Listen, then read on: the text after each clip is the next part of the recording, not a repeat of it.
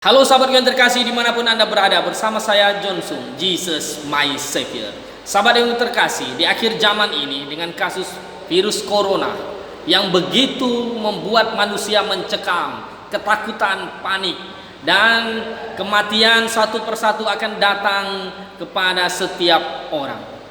Saudara yang kasih di dalam Tuhan, di mana para pendeta-pendeta yang mengaku mendapatkan kuasa melakukan mujizat?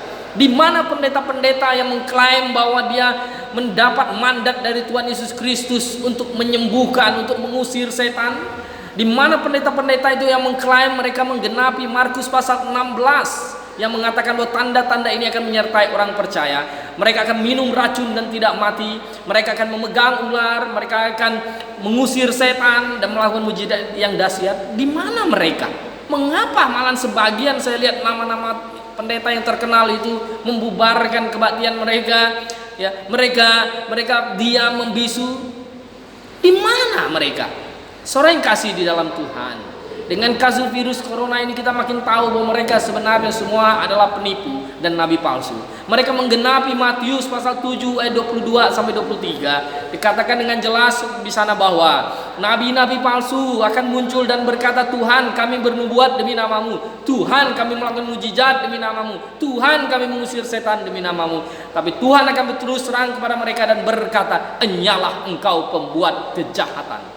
Saudara yang kasih di dalam Tuhan, peringatan dari Tuhan begitu keras. Mengapa banyak umat, banyak jemaat, manusia tidak memakai akal budinya membaca Alkitab untuk melihat itu? Di dalam Matius pasal 24 juga berkata, lihat, jika ada orang berkata kepadamu, lihat Mesias di sini, Mesias di sana, Mesias di padang gurun, Mesias di bilik, di kamar, jangan percaya. Karena Mesias palsu akan muncul dan menyesatkan banyak orang. Sahabatku yang terkasih di dalam Tuhan, pernahkah Anda baca ayat ini di dalam Alkitab? Di dalam Tesalonika juga dikatakan bahwa jelas si pendurhaka itu akan muncul dengan rupa-rupa perbuatan ajaib dan menyesatkan banyak orang. Saudara yang kasih di dalam Tuhan, saya adalah orang yang percaya mujizat itu masih ada dan tetap nyata, tetapi bukan karunia melakukan mujizat. Apa bedanya? Karunia melakukan mujizat adalah Tuhan beri hak itu kepada para rasul, bukan kepada setiap orang percaya. Tetapi setiap orang percaya ketika mengalami sakit penyakit apapun, dia berhak berdoa kepada Tuhan Yesus Kristus dan Tuhan Yesus akan menyembuhkannya. Sahabatku yang terkasih di dalam Tuhan, di mana pendeta yang ngaku dia dapat minyak urapan, mengurapi rumah, mengurapi mobil, mengurapi orang supaya sembuh, kanker disembuhkan, kutuk kebangkrutan, melepaskan kutuk kebodohan? Bukankah mereka itu sebenarnya menipu dan membodohi umat? Mereka hanya pendeta-pendeta yang mencari materi jasmani duniawi. Mereka hidup kaya raya, mobil mewah, rumah mereka besar, mewah.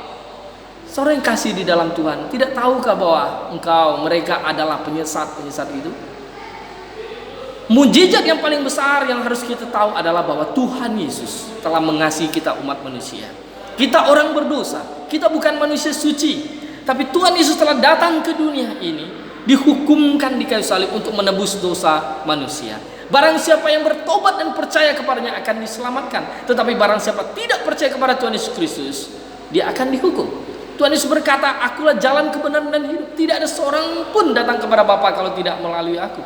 Tuhan Yesus juga berkata, akulah kebangkitan dan hidup.